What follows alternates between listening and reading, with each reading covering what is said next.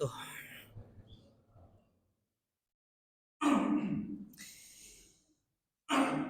Innal hamdalillah nahmaduhu wa nasta'inuhu wa nastaghfiruh wa na'udzu billahi min shururi anfusina wa min sayyiati a'malina man yahdihillahu fala mudilla lahu wa may yudlil fala hadiyalah wa asyhadu an la ilaha illallah wahdahu la syarika lah wa asyhadu anna muhammadan abduhu wa rasuluh. Amma ba'du, kaum muslimin wal muslimat, para jamaah Masjid Al-Muhajirin yang semoga senantiasa dirahmati serta dimuliakan oleh Allah Subhanahu wa taala. Alhamdulillah,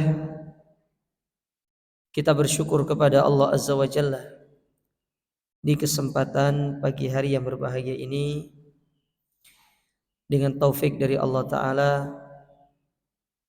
kita masih diberikan kesempatan untuk bisa beribadah, melaksanakan ketaatan kepadanya, melaksanakan salah satu kewajiban kita. Yang alhamdulillah kita baru selesai melaksanakan sholat subuh secara berjamaah, dan kita berdoa kepada Allah Azza wa Jalla, semoga Allah Subhanahu wa taala menerima segala amal ibadah yang kita lakukan, amal soleh yang kita kerjakan sebagai pemberat timbangan amal kebaikan kita di akhirat kelak. Allahumma amin. Kaum muslimin wal muslimat, para jamaah yang dirahmati Allah, pada kesempatan yang berbahagia ini kita akan sama-sama belajar tentang satu ibadah yang sangat mulia, yang mana kata para ulama ini dikategorikan sebagai ibadah al-qalbiyah, itu masuk ke dalam kategori ibadah hati, yaitu yang berkaitan dengan muhasabatun nafs, yaitu kita bermuhasabah diri. Kalau mungkin bahasa kitanya itu yang familiar itu introspeksi diri, tapi sebenarnya yang lebih tepat kata muhasabah itu yaitu kita mengaudit diri kita, ya. Jadi muhasabatun nafs, mungkin yang lebih tepatnya kita mengaudit diri sebelum nanti kita diaudit oleh Allah Ta'ala di hari kiamat. Nanti akan saya sebutkan kenapa judulnya tadi agar terasa lebih ringan kok tiba-tiba kita belajar muhasabah. Karena para ulama menyebutkan di antara manfaat muhasabah itu agar timbangan kita nanti di hari kiamat itu lebih ringan. Baik. Muhasabah, kata para ulama, secara bahasa itu artinya menghitung. Itu secara bahasanya menghitung. Itu namanya muhasabah. Kita menghitung sesuatu. Sedangkan secara istilah syar'i di kalangan para ulama, muhasabah itu adalah kita menimbang. Itu muwazanatu baina a'malil khair wasyarr. Kita menimbang antara amal kebaikan dan keburukan kita. Mana di antara keduanya itu yang lebih berat? Mana di antara keduanya itu yang lebih banyak? Sehingga dari situ kita akan tahu selama ini kita melakukan apa yang paling banyak, apakah kebaikan atau keburukan. Nah, ini hal yang perlu untuk selalu kita lakukan di dalam kehidupan kita, jemaah. Terkadang kesalahan yang terjadi di tengah masyarakat, dia bermuhasabah atau dia mengaudit dirinya hanya sekali dalam setahun, salah. Umumnya dilakukan di akhir tahun, tidak. Akan tetapi muhasabah itu dilakukan setiap hari. Setiap matahari terbenam, kita melakukan muhasabah. Kira-kira hari ini kita sudah melakukan apa dan banyak mengerjakan apa? Apakah kebaikan atau keburukan? Bukan sekali setahun ketika pergantian tahun Hijriyah, bukan sekali setahun ketika pergantian tahun Masehi, tidak. Tetapi dilakukan setiap hari.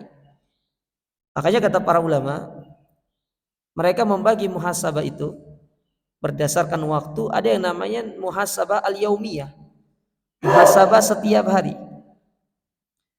Ya, setiap hari kita lakukan. Kita mengaudit diri kita setiap hari. Ada yang namanya al-muhasabah asy-syahriyah. Kita melakukannya setiap bulan. Dan ada namanya al-muhasabah as-sanawiyah. Itu kita melakukannya pada setiap penghujung tahun. Jadi tahun ini, ya misalkan ini akhir tahun, setahun kemarin apa yang sudah kita kerjakan. Baik. Nah, itu pengertian muhasabah. Nah, Allah Subhanahu wa taala dan Rasulnya memerintahkan kita untuk senantiasa bermuhasabah, mengaudit diri ini. Itu berdasarkan firman Allah dan hadis-hadis Nabi SAW. Di antara dalil yang disebutkan oleh para ulama tentang dasar dari perintah muhasabah ini, yang pertama dalam Al-Quran, di dalam surat Al-Hasyr, ayat yang mungkin sering antum baca familiar, pada ayat yang ke-18 Allah berfirman, ya ayyuhalladzina amanu ittaqullaha wal tanzur nafsum ma qaddamat lighad wattaqullaha innallaha khabirum bima ta'malun. Wahai orang-orang yang beriman, bertakwalah kalian kepada Allah, dan hendaklah setiap jiwa dia memperhatikan apa yang dia siapkan untuk hari esok. Bertakwalah, sesungguhnya Allah Ta'ala mengetahui apa yang kalian kerjakan. Nah, para ulama ketika mereka menafsirkan ayat ini, mereka khilaf dalam masalah apa yang dimaksud dengan hari esok. Itu yang dikhilafkan oleh para ulama, terutama ulama tafsir. Apa yang dimaksudkan dengan hari esok pada ayat tersebut? Maka dari sekian banyak perkataan para ulama, terutama ulama tafsir, maka dari ucapan tersebut disimpulkan ada 3 makna dari apa yang dimaksud dengan hari esok di situ. Yang pertama, yang dimaksud dengan hari esok di situ adalah itulah yang disebut dengan hari kiamat. Jadi seolah-olah Allah Ta'ala ingin mengatakan kepada kita, wahai setiap manusia, setiap yang beriman, hendaklah engkau memperhatikan apa yang kau sudah siapkan untuk hari kiamat. Hari di mana kita akan berdiri di hadapan Allah. Kita akan ditanya oleh Allah Ta'ala. Bahwasanya pertanyaan-pertanyaan tersebut akan terus ditanyakan sama Allah. Kita tidak akan pernah bergeser di hadapan Allah sampai pertanyaannya habis. Dan kisi-kisi pertanyaan itu sudah diberikan oleh Allah kepada kita melalui lisan Rasulnya. Contoh misalkan dalam hadis Abu Barza al-Aslami radhiyallahu taala anhu, Nabi bersabda, ya, la tazalu qadama abdin yaumal qiyamati hatta yus'al an arba. Bahwasanya kedua kaki anak Adam itu tidak akan bergeser di hari kiamat sampai dia ditanya tentang 4 hal. 4 perkara. Tentang usianya, untuk apa dia habiskan. Tentang masa mudanya, untuk apa dia gunakan. Ya, tentang hartanya, dari mana dia dapatkan dan untuk apa dia habiskan. Dan tentang ilmunya, apakah dia mengamalkan ilmu tersebut atau tidak. Ini baru 4. Sementara pertanyaan di hari kiamat itu sangat banyak. Banyak pertanyaan di hari kiamat itu. Makanya kata para ulama ketika menjelaskan hadis Abu Barza al-Aslami tadi, bahwasanya 4 pertanyaan ini itu bukan pembatasan bahwasanya pertanyaan itu cuma 4, tidak. Al-Imam Ibnu Qayyim rahimahullah, beliau mengatakan, pertanyaan yang pertama kali akan ditanyakan oleh Allah Ta'ala di hari kiamat kepada kita, yaitu madza kuntum ta'budun wa madza ajabtumul mursalin. Wahai manusia, apa yang kalian sembah di dunia dahulu? Dan bagaimana respon kalian ketika Nabi kalian mengajak kalian untuk beragama atau untuk mengikutinya? Apakah kalian sami'na wa ta'na atau justru menjadi orang yang membangkang dari seruan tersebut? Dalam hadis riwayat Tirmidzi, Nabi SAW pernah bersabda, yang mana hadis ini dihasankan oleh Syekh Al-Albani rahimahullah, kata Nabi SAW, ketika manusia diberdirikan di hadapan Allah, di antara pertanyaan pertama tentang nikmat ya yang Allah berikan kepada kita. Pertanyaan pertama tentang nikmat kepada kita, yaitu tentang nikmat sehat. Untuk apa kita gunakan, untuk apa kita habiskan nikmat sehat tersebut. Wah, kayak pertanyaan jemaah. Ya. Ini kalau kita diinterogasi, kalau ada orang diinterogasi oleh baris krim misalkan 8 jam, itu masih sedikit itu. Tapi kita diinterogasi oleh Allah Ta'ala. Dari awal kita lahir sampai kita meninggal dunia. Makanya kan ada istilah hisaban yasira, hisaban asir. Hisab yang ringan, hisab yang berat.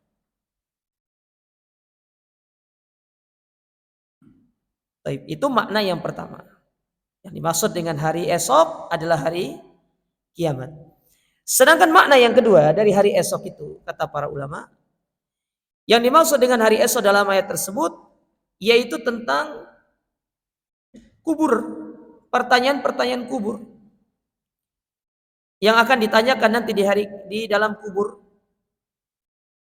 Sebagaimana yang sudah antum fahami, pertanyaan kubur itu 3. Siapa Tuhanmu? Siapa nabimu? Apa agamamu? Antum kalau tanya pertanyaan ini kepada anak SD, insya Allah bisa jawab. Tapi pertanyaan ini jamaah, ketika ditanyakan nanti di dalam kubur, tidak semua orang bisa jawab. Siapa yang mengatakan demikian? Allah dan Rasul. Allah mengatakan dalam Al-Quran, yuthabbitullahu alladhina amanu bil qawli tsabit fil hayatid dunya wa fil akhirah. Allah mengokohkan perkataan orang-orang beriman dengan perkataan yang sabit, perkataan yang kokoh di dalam kehidupan dia di dunia ataupun kehidupan dia di hari kiamat. Ketika para ulama menjelaskan apa yang dimaksud dengan perkataan yang sabit di akhirat, itulah Allah memberikan keistiqomahan, kemudahan bagi kita untuk menjawab pertanyaan-pertanyaan kubur. Ini disebutkan oleh Mujahid, kemudian Qatadah di dalam tafsir-tafsir mereka, sebagaimana dinukilkan oleh Imam Ibnu Katsir dalam tafsir beliau. Tidak mudah jawab pertanyaan itu di hari kiamat, jemaah, terutama di dalam kubur, nggak mudah. Di dunia mungkin antum bisa menjawab pertanyaan tersebut dengan sangat mudah. Tetapi tatkala masuk ke dalam kubur, terlalu banyak hadis Nabi SAW yang mengabarkan kepada kita, banyak orang-orang tidak bisa menjawab, terutama orang-orang munafik.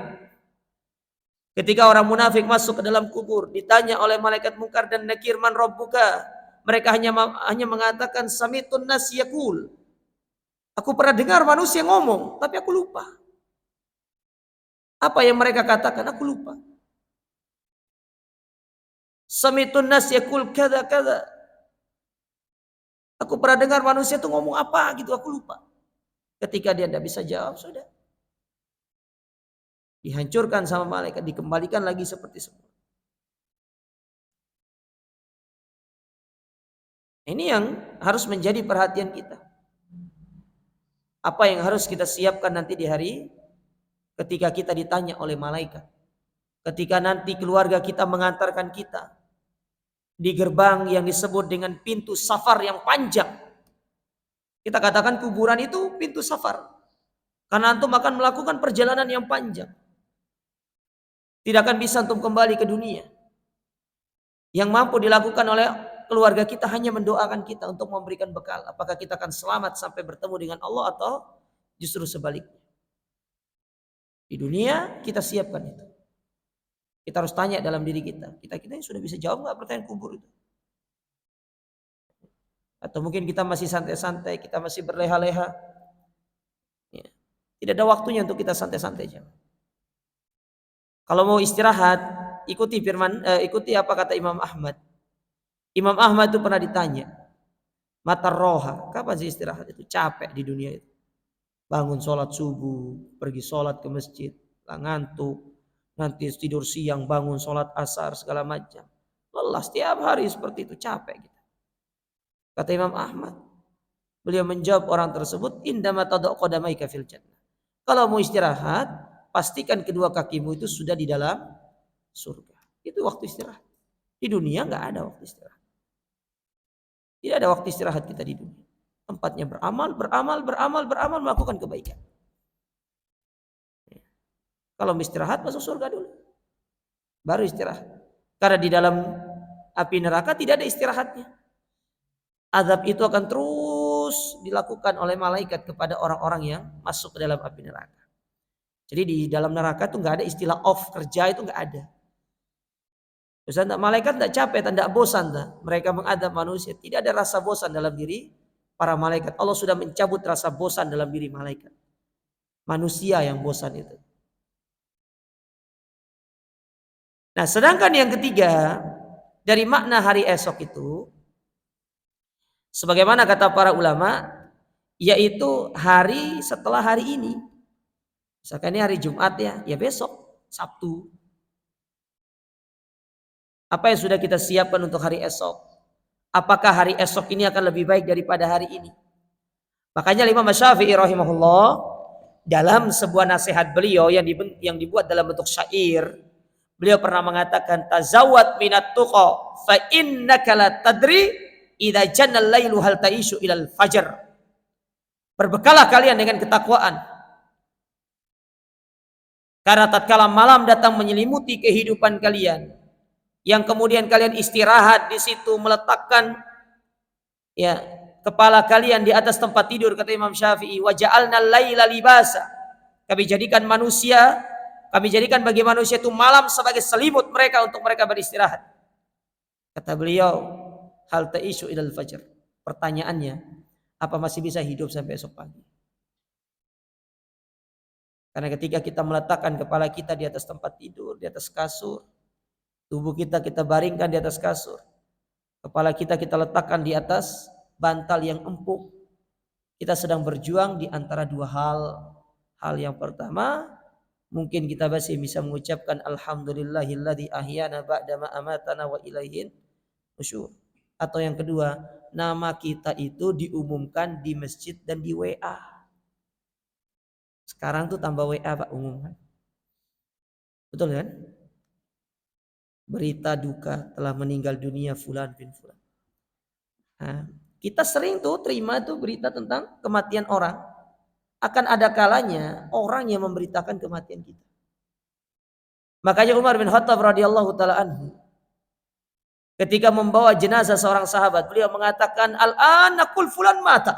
Hari ini kita katakan fulan meninggal, fulan meninggal. Wa sayatil waqt, akan datang satu masa kalian akan mengatakan Umar mata, Umar meninggal. Wa indama mata Umar, tatkala Umar meninggal dunia, fa mada alima Umar, apa yang lakukan Umar saat itu? Apa yang dikerjakan sama Umar?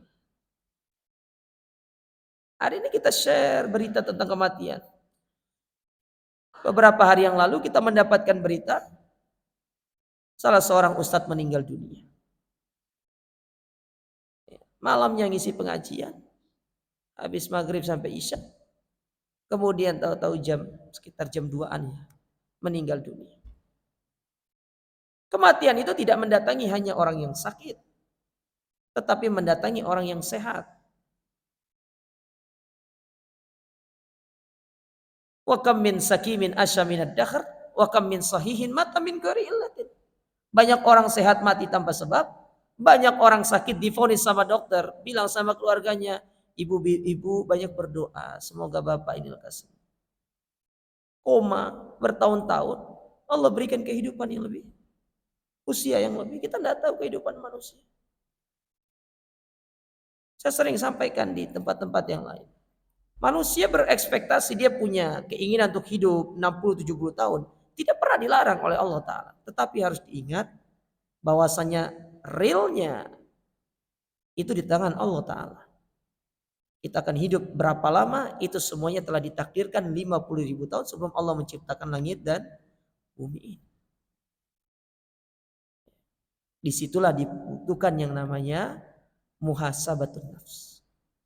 Introspeksi diri kita. Kira-kira kalau ini adalah hari terakhir kita, apa yang harus kita kerjakan? Kenangan apa yang akan kita tinggalkan? Makanya Nabi SAW Dalam hadis yang sahih ketika didatangi oleh seorang meminta wasiat. Kata orang ini, ya Rasulullah, ausini wa aujiz. Berikan aku nasihat dengan nasihat yang ringkas. Maka Nabi memberikan 3 nasihat. Nasihat yang pertama ini yang paling top. Kata Nabi SAW, idza kunta fis salati fasalli salata muwaddi'. Kalau kamu mau sholat, maka hadirkan dalam hatimu seolah-olah itu adalah sholat terakhirmu. Sholat perpisahanmu. Karena bisa jadi setelah sholat itu engkau bukan lagi sholat, tetapi malah disolat. Pertanyaannya begini, kenapa sih kok kita itu beribadah tidak pernah ada dalam diri kita hadirkan itu ibadah terakhir? Karena kita masih menganggap diri kita akan masih bisa hidup sampai itu yang sering terjadi dalam. Itu yang ada dalam hati kita tuh demikian. Kebanyakannya seperti itu. Apalagi mereka-mereka yang jauh dari Allah, yang jauh dari masjid-masjid Allah. Mereka mengira mereka akan hidup lebih lama lagi. Tidak. Ya, tidak demikian.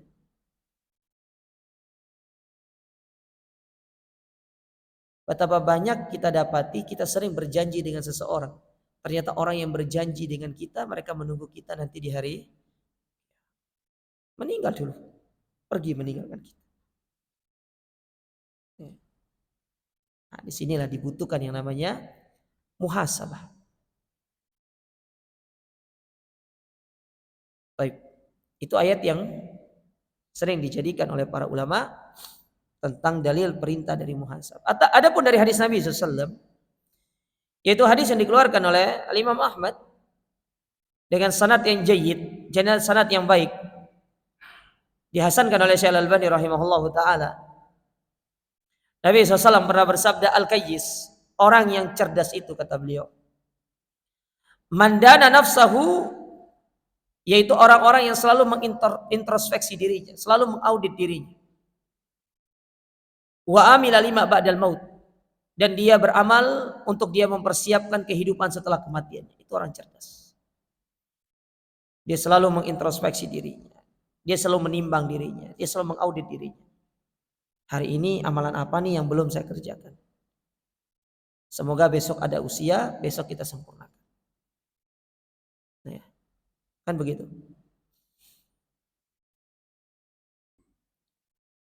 Dan memperbanyak amalan untuk kita siapkan bagi kehidupan setelah kematian kita.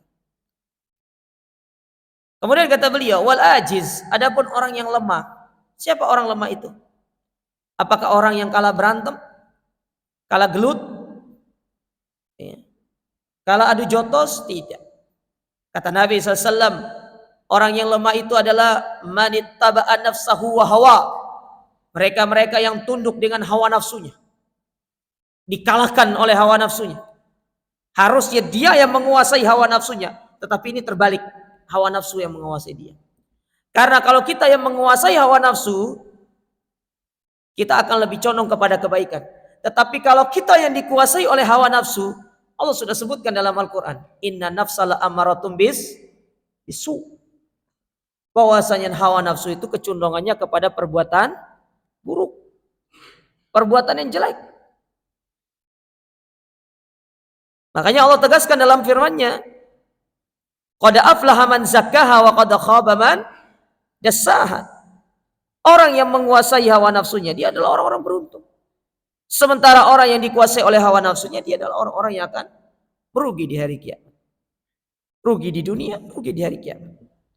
Di dunia habis waktunya untuk hal-hal yang tidak bermanfaat. Kesibukan duniawi yang menjadikan dia lalai beribadah kepada Allah.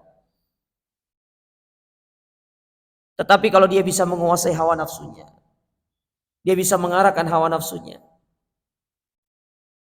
maka hari-harinya, usianya akan dihabiskan dengan ketaatan kepada Allah Subhanahu wa ta'ala. Ingat jemaah, usia itu adalah sesuatu yang tidak bisa antum tambah. Kalau istilah saya sekarang itu ya, usia itu antum jangan ibaratkan seperti etol. Etol itu kalau habis bisa antum top up. Banyak grey-nya di mana-mana. Di minimarket antum top up bisa. Tapi usia kalau habis nggak bisa antum top up. Nggak ada ceritanya orang jual usia, top up usia itu nggak ada. Antum cari. Orang kaya punya uang 1 triliun. Dia bisa membeli apapun dari urusan dunia. Tapi satu dia tidak bisa beli. Dia tidak bisa beli usia, tidak bisa beli waktu. Tidak bisa beli waktu. Tidak bisa beli usia.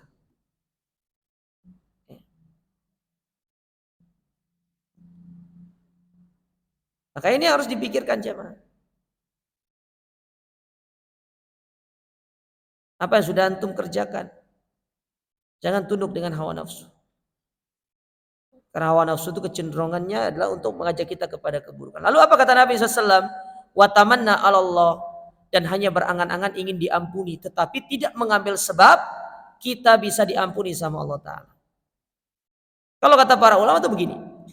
Ada orang ingin diampuni sama Allah, tapi dia tidak mau istighfar, nggak mau meninggalkan maksiat, tidak mau bertobat, tidak mau beribadah, hanya angan-angan doang. Ya. Itu contoh orang yang aneh kata beliau. Ingin diampuni tapi tidak mau beristighfar, tidak mau bertobat, tidak mau meninggalkan maksiat.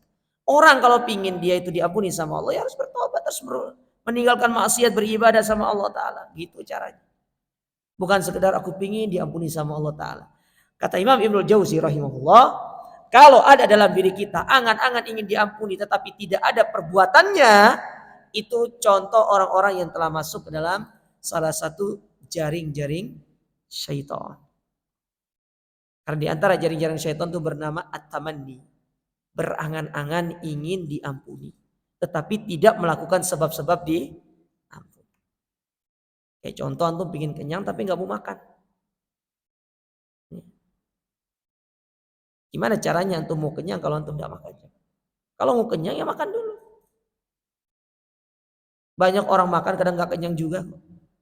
Apalagi yang nggak makan. Pingin punya anak ya menikah. Nah itu namanya tamanni. Hanya berangan-angan tapi tidak ada actionnya, tidak ada perbuatan yang dilakukan. Itu di antara jaring-jaring iblis. Nah ini dua dalil yang disebutkan oleh para ulama terkait kewajiban kita untuk mengaudit diri kita para jemaah sekalian. Ya. Adapun perkataan-perkataan para ulama tentang kita dianjurkan untuk mengintrospeksi diri kita itu banyak jemaah sekalian. Di antara apa disampaikan oleh Umar bin Khattab radhiyallahu taala. Banyak sekali. Tapi nanti akan saya sebutkan nanti di pembahasan berkaitan dengan buah dari muhasabah. Nah, kemudian para jamaah sekalian, apa perkara yang bisa menjadikan kita itu bermuhasabah? Ya. Jadi kita ini harus mencari faktor-faktor yang bisa membantu kita untuk bermuhasabah. Yang pertama, yaitu orang yang bermuhasabah itu ketika dia mengenal tentang Allah Ta'ala, ma'rifatullah. Semakin kita mengenal Allah, semakin kita itu akan sering bermuhasabah. Kita mengenal tentang Allah Subhanahu wa Ta'ala, bagaimana keagungan Allah, terutama nanti Allah Ta'ala di hari kiamat. Coba baca Al-Quranul Karim itu, kita akan dapati banyak sekali Allah Ta'ala memperkenalkan tentang dirinya. Terutama memperkenalkan tentang hari kiamat kepada kita. Hari yaumul hisab, yaumul jaza, yaumul mizan. Hari di mana kita akan dihisab, hari di mana kita akan diberikan balasan, hari di mana kita akan ditimbang. Di antaranya Allah Ta'ala berfirman dalam surat Al-Haqqah, yauma idzin tu'raduna la takhfa minkum khafiyah. Pada hari tersebut tidak ada yang tersembunyi. Semuanya akan ditampakkan oleh Allah Ta'ala.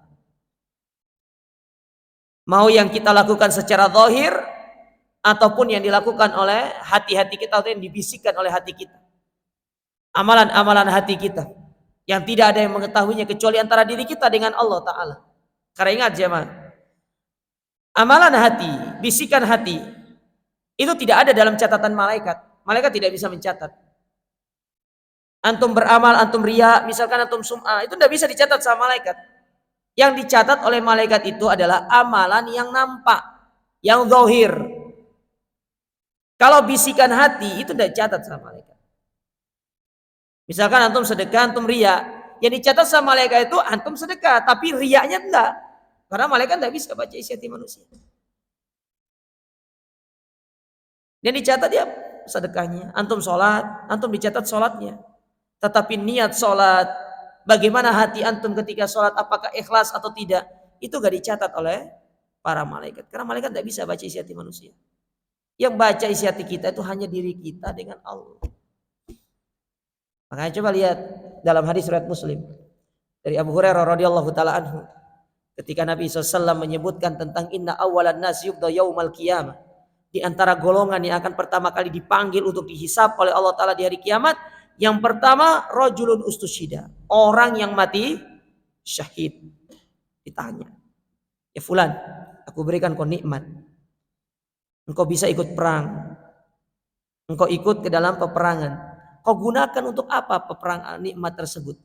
Kata dia, ya, aku berperang untuk meninggikan agamamu, untuk membela agamamu. Allah Subhanahu wa taala langsung katakan, kadzab, engkau dusta. Loh kok bisa? Allah isi tahu isi hatinya. Dan dia lupa kalau Allah bisa membaca isi hatinya. Allah bisa mengetahui isi hatinya. Maka Allah beberkan di hadapan dia, kamu itu ikut perang bukan untuk itu. Tetapi niatmu ikut perang, ikut jihad, supaya nanti kalau kamu gugur di medan jihad, orang-orang akan mengenangmu sebagai pahlawan. Itu sudah engkau dapatkan. Manusia sudah membicarakanmu. Di mana-mana kau sudah diperbincangkan oleh manusia, kau dikatakan pahlawan, kau dikatakan jawad, orang pemberani. Dan apa yang menjadi niatmu sudah engkau dapatkan. Maka Allah pun memerintahkan para malaikat, fasuhiba finnar. Kamu gak dapat bagian dari kiamat, lemparkan dia ke dalam api neraka. Orang yang lupa Allah bisa baca isi hatinya. Kita boleh saja membohongi manusia, karena manusia tidak bisa baca isi hati kita. Tapi kita tidak bisa membohongi Allah. Allah tahu isi hati kita. Antum mau bohong bagaimanapun di hadapan manusia, Allah tidak bisa antum bohongi. Allah yang ciptakan kita, Allah yang mengetahui apa yang berada dalam isi hati kita. Ya. Kan itu yang Allah katakan dalam surat Qaf. Wa na'lamu ma tuwaswisu bihi nafsu wa nahnu aqrabu ilaihi min hablil warid. Kami tahu apa yang ada dalam isi hati manusia, kami paham. Apa yang dibisikkan ke dalam hati manusia itu kami ngerti, kata Allah Ta'ala. Kami di situ dalam ayat itu bukan berarti malaikat tahu, tidak. Hanya Allah yang tahu. Allah yang ngerti. Makanya kenapa isi hati manusia itu tidak bisa dibaca oleh manusia yang lainnya? Kata para ulama, di situ ada sebuah kesempatan yang Allah berikan. Kalau yang tadinya kita tidak ikhlas, kita bisa menjadi, atau kita bisa memperbaiki niat kita menjadi ikhlas. Seharusnya yang amalan tadi tidak dapat pahala karena kita riya apa tadi, kita bisa perbaiki diri kita. Nah itulah pentingnya muhasabah itu. Di situ pentingnya muhasabah. Ya. Orang kalau mengenal Allah Ta'ala, dia pasti dia akan selalu mempersiapkan dirinya. Dia pasti akan selalu mengaudit dirinya. Saya takut nih ketemu sama Allah nanti kalau gimana kita ditanya sama Allah Ta'ala. Ya. Utsman bin Affan, pernah satu ketika Utsman itu dia sedang, bahasanya ya, dia sedang nyandar di sebuah tembok begini, tembok rumah. Lalu dia berpikir, Umar lewat, ucap salam, gak dijawab sama Umar. Assalamualaikum, gak dijawab sama Umar. 3 kali Umar salam, gak dijawab sama dia, direspon sama Utsman. Umar pun pergi kepada Abu Bakar. Lalu mengadukan kepada Abu Bakar As-Siddiq, ya Abu Bakrin, salam tu ala akhi Umar. Aku pernah mengucapkan salam, tapi dia tidak jawab salam. Kata Abu Bakar, ayo sini kita pergi ke Utsman dulu. Ya, kita tanya kenapa dia tidak menjawab salam. Sesampai di sana, setibanya di sana ditanya sama Abu Bakar, ya Abu Bakrin, ya Umar, ya Utsman, ini akhimu, saudaramu Umar tadi mengucapkan salam kepadamu. Kenapa kamu tidak jawab? Kata Utsman, aku tidak dengar. Kata Umar, Allah, aku mengucapkan salam kepada. Kata Utsman, demi Allah aku tidak mendengar engkau salam. Maka kata Abu Bakar As-Siddiq radhiyallahu taala anhu, Umar benar, Utsman benar. Lalu Abu Bakar menengahi, ya Utsman, apa yang mengganggu pikiranmu? Sampai-sampai saudaramu Umar mengucapkan salam, engkau tidak menjawab. Kata Utsman, perhatikan orang yang dijamin masuk surga ini ngomong begini. Ya Abu Bakrin, sesungguhnya Rasul telah meninggal dunia. Tetapi aku belum sempat bertanya kepada beliau. Kaifan najah yaumal qiyamah. Kira-kira nih, nanti di hari kiamat gimana aku bisa selamat? Kira-kira caraku bisa selamat di hari kiamat itu seperti apa? Ini Utsman dijamin masuk surga. Namanya sudah disebutkan oleh Nabi SAW. Dijamin masuk surga. 10 orang yang dijamin masuk surga. Khalifah yang mulia. Amalannya Utsman bin Affan. Siapa yang bisa mengejar amalan Utsman bin Affan radhiyallahu taala? Pahala yang terus mengalir sampai hari ini. Sumur yang diwakafkan kepada kaum muslimin. Tanah yang diwakafkan kepada kaum muslimin. Pahala yang sampai hari ini ngalir. Tapi tidak menjadikan dia merasa nyaman. Merasa tentram dengan status dan predikat dia sebagai orang dijamin masuk surga. Dia tetap mikir gimana caranya aku bisa selamat. Loh kita ini loh. Saya antum semua di sini. Itu namanya belum tertuliskan di dalam pintu surga itu. Emang ada nama antum sudah tertuliskan di pintu surga? Pak Fulan, surganya di sini. Belum ada. Kita lalai dari semua itu. Kenapa demikian? Kita tidak mengenal tentang Rabb kita. Makanya kata Ibnu Taimiyah rahimahullahu taala, apa kata beliau? Man kana a'rafu billah kana akhwaju minhu. Ya, barang siapa yang mengenal Allah, maka dia akan menjadi orang yang paling takut kepada Allah. Wa man kana akhwafu minhu kana akhwaju minhu. Orang yang paling takut dengan Allah, dia akan paling butuh sama Allah taala. Kenapa kita tidak takut sama Allah? Kenapa kita selalu merasa aman dengan apa-apa yang telah Allah siapkan bagi kita kalau bermaksiat kepadanya? Karena kita tidak mengenal tentang Allah Subhanahu wa taala. Makanya kata para ulama, ayat kursi itu adalah ayat yang berbicara tentang Allah sedang memperkenalkan dirinya kepada kita. Dia sedang berta'aruf kepada kita. Tetapi kita tidak menyambut ta'arufnya Allah Ta'ala dengan memahaminya. Maka jamaah sekalian, kalau pingin ya, kita mengintrospeksi diri kita, bermuhasabah diri ini lancar, kenali Allah Ta'ala. Pelajari tentang Allah. Namanya, sifatnya, ya, ancamannya, balasannya bagi orang taat. Dipelajari semuanya. Kalau sudah kita kenal tentang Allah Ta'ala, akan sangat mudah bagi kita untuk mengintrospeksi diri. Kemudian perkara yang kedua, di antara perkara yang bisa membantu kita untuk bermuhasabah diri, yaitu dengan kita at-tafakkur fil as'ilatil matruha alaihi yaumal qiyamah. Kita harus memikirkan soal-soal yang akan ditanyakan kepada kita di hari kiamat. Itu tadi saya bilang, kisi-kisinya kan sudah ada tuh. Kalau bahasa orang pendidikan itu kan sudah dibuatkan itu, silabusnya sudah ada. Ya kan? Bentuk pertanyaan butir-butir soalnya kan sudah ada. Tinggal antum jawab. Mana yang belum terjawab itu yang harus disiapkan jawabannya. Misalkan pertanyaannya tuh kayak tadi, ya, untuk apa kamu gunakan masa atau usiamu? Itu harus antum jawab itu. Apa jawabannya nanti ketika ditanya? Masa muda, untuk apa kita gunakan masa muda? Yang mana kata para ulama usia muda itu adalah dari usia balik sampai usia 40 tahun. Itu usia muda. Adapun setelah usia 40 tahun sampai usia 60 atau 50 tahun, Al-Imam Ibnu Hajar mengatakan itu disebut dengan sinul kuhula. Sinul kuhula itu adalah masa pratua. 60 tahun ke atas itu namanya sinul syuyukh, masa tua. Masa muda itu. Kita gunakan untuk apa? Kamu gunakan untuk apa gitu? Kata Allah Ta'ala. Coba jawab pertanyaan saya. Itu kan begitu Allah Ta'ala tanya sama kita. Kau pakai untuk apa itu masa mudamu? Ya. Masa kita mau jawab nanti, ya Allah masa mudaku aku gunakan kecil dimanja, muda foya-foya, tua kaya raya, mati masuk surga. Hartamu untuk apa? Dari mana kamu dapat? Nikmat sehatmu. Kamu gunakan untuk apa? Kan itu semua sudah ada tuh pertanyaan-pertanyaannya. Tinggal mau dijawab atau tidak. Orang-orang yang dia mengaudit dirinya dengan menjawab pertanyaan itu di dunia, itu akan menjadikan dia mudah di akhirat. Tapi orang-orang yang dia lalai, berlalu begitu aja, ya udah wassalam sudah. Jangan harap kita akan mendapatkan hisaban yasir. Yang ada hisaban asir, hisab yang sangat berat.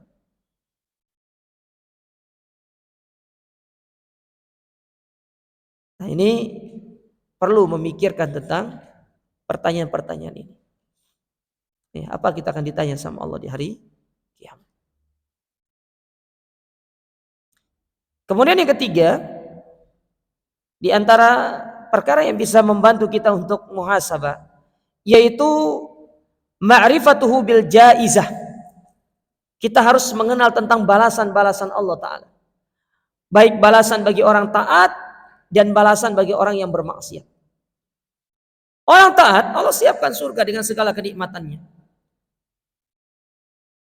Orang yang bermaksiat, Allah siapkan neraka dengan segala siksaannya.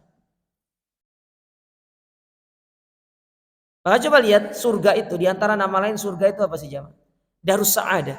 Apa Darus Sa'adah itu? Darus Sa'adah itu adalah tempat di mana kita akan mendapatkan kenikmatan yang tidak akan pernah terputus. Itu namanya Darus Sa'adah.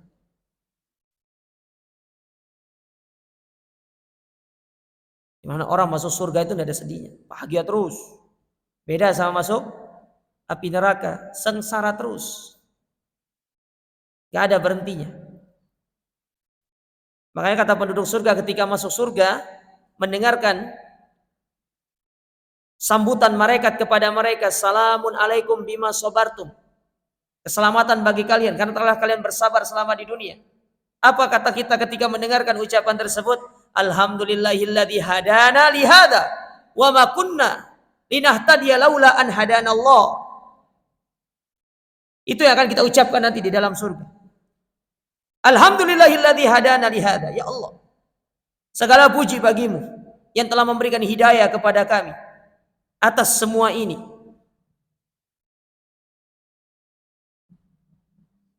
Engkau telah memberikan hidayah kepada kami.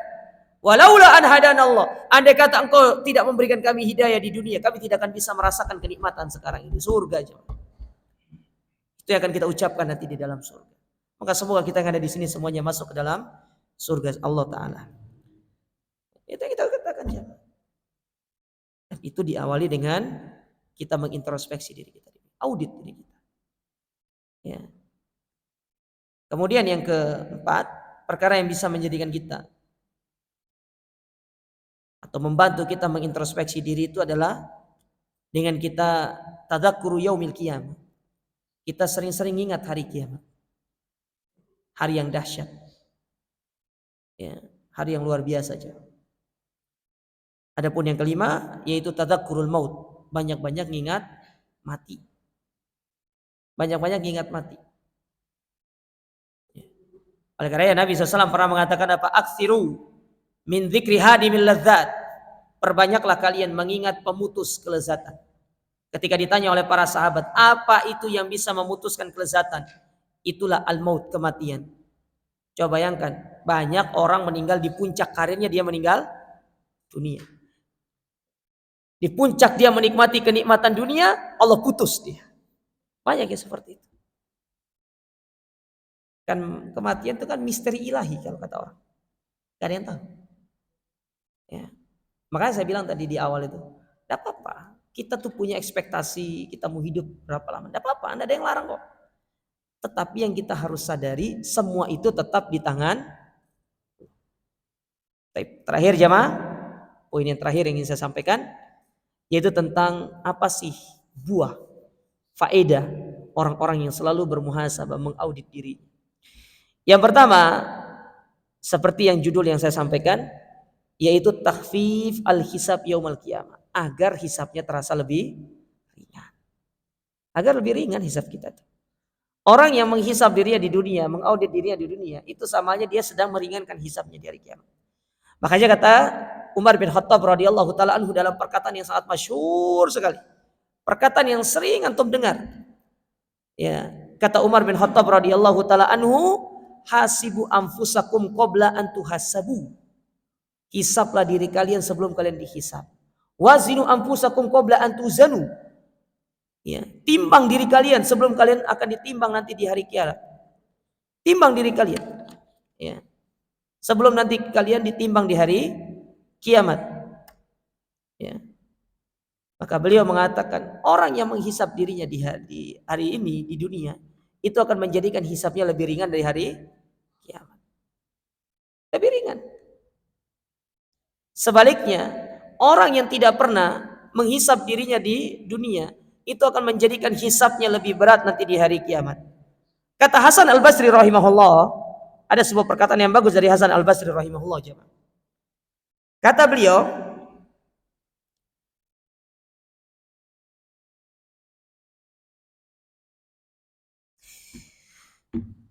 ini perkataan yang sangat bagus. Semoga ini bisa menjadi nasihat buat kita. Beliau mengatakan begini, al-mu'minu qawwamul ala nafsihi. Seorang mukmin itu dia pemimpin bagi dirinya sendiri. Dia akan bertanggung jawab terhadap dirinya sendiri. Jadi masing-masing individu itu akan bertanggung jawab terhadap dirinya sendiri. Lalu kata beliau, yuhasib nafsahu lillah. Maka hisablah diri kalian karena Allah Ta'ala. Wa innama khaffal hisab yaumal qiyamah ala qaumin hasabu anfusahum fid dunya. Karena sejatinya hisab yang ringan akan didapatkan bagi orang-orang yang menghisab dirinya di dunia. Lalu kata beliau, wa innama syaqqal hisabu yaumal qiyamah ala qaumin akhadhu hadzal amr ala ghairi muhasabah. Sebaliknya, orang yang mendapatkan hisab yang berat itu karena dia tidak pernah menghisab dirinya di dunia. Kalau pengen ringan, hisab di dunia. Kalau pengen berat, ya nggak usah hisab, us hidup aja kayak gitu. Ya, hidup aja kayak gitu. Ya, kalau kata Syakik, ya Syakik itu pernah ditanya sama gurunya, amma anta alayya Syakik. Kata dia, idza ruziktu akaltu wa idza muni'tu sabartu. Aku kalau diberikan rezeki aku makan, kalau nggak diberikan rezeki aku sabar. Kata gurunya, idzan anta kal bahimatil baligh. Engkau itu seperti hewan ternak. Hanya hewan ternak yang hidup itu dengan makan, kalau diberi, kalau tidak makan tidak makan. Kalau tidak diberi makan tidak makan. Orang hidup di dunia ini bukan hanya memikirkan makan, tidak, tapi dia memikirkan bagaimana dia mempersiapkan amal ibadah di hari kiamat. Kemudian yang kedua di antara faedah kita menghisap diri kita di dunia jamaah, ilaju maradil qalbi. Ternyata hisab di dunia itu dapat menghilangkan penyakit hati. Terutama hasad. Ini hasad ini penyakit yang akut ya. Hasad sama orang itu bahaya. Ya. Kemudian yang berikutnya, yang ketiga, di antara manfaat kita menghisab diri kita itu adalah adamul iktirari bil amal. Supaya kita ini tidak tertipu dengan amal kita. Usake amalannya wis, enggak usah beramal lagi, oh salah. Masalahnya, amal yang kita lakukan ini itu kira-kira akan tetap ada bagi diri kita atau justru dia akan menjadi ember bocor nanti. Ya, karena kan banyak di antara kita ini yang bawa ember bocor nanti di hari kiamat. Beramal untuk orang lain itu maksudnya ember bocor. Ya. Kemudian yang berikutnya, yang terakhir di antara manfaat dari kita bermuhasabah ini adalah al-istifadah minal awqat. Kita akan lebih banyak memanfaatkan waktu, usia. Sebagaimana yang saya sebutkan tadi kan. Waktu, usia itu bukan kayak etol, antum bisa top up semau antum. Ya, tapi bisa antum top up semau antum waktu itu. Antum jangan ibaratkan hidup di dunia itu seperti sebuah pertandingan sepak bola, pertandingan olahraga lah. Kan pertandingan olahraga kan ada extend waktunya kan. Itu pertandingan bola atau yang sejenisnya. Tapi usia manusia nggak ada. Nggak ada ceritanya malaikat angkat nanti. Saya kasih 10 menit ya. Nggak ada. Nggak ada demikian. Bahkan banyak orang-orang yang datang kepada Allah meminta supaya diberikan waktu. Qala rabbirji'uni la'alli a'malu sholiha. Ya Allah, kembalikan aku ke dunia sebentar aja aku ingin beramal. Kata Allah Ta'ala, kalla, Sekali-kali tidak. Innaha kalimatun huwa qailuha. Itu adalah sebuah kalimat yang tidak mungkin, mustahil. Kalian tidak bisa balik ke dunia. Nasi sudah menjadi bubur, sudah saatnya kalian mempertanggungjawabkan apa yang kalian kerjakan selama di dunia. Jadi intinya jemaah sekalian, hisaplah diri kita di dunia sebelum nanti kita dihisap. Ya, dan semoga Allah Ta'ala menjadikan kita orang-orang yang selalu memperbanyak amal soleh agar kita itu bisa mendapatkan hisaban yasira, bukan hisaban asira. Wallahu a'lam bishawab. Ini yang bisa kami sampaikan. Ini kan sudah mau jam 6 tuh ya. Jadi tanya jawab kayaknya tidak ada ya. Jadi jenengan kalau mau bertanya nanti sama ustadz yang lain aja. Sama saya nggak usah. Baik. Semoga apa yang disampaikan ini bermanfaat. Wa jazakumullah khairan. Kita akhiri subhanakallahumma rabbana bihamdika. Asyhadu an la ilaha illa anta astaghfiruka wa atubu ilaik. Wassalamualaikum warahmatullahi wabarakatuh.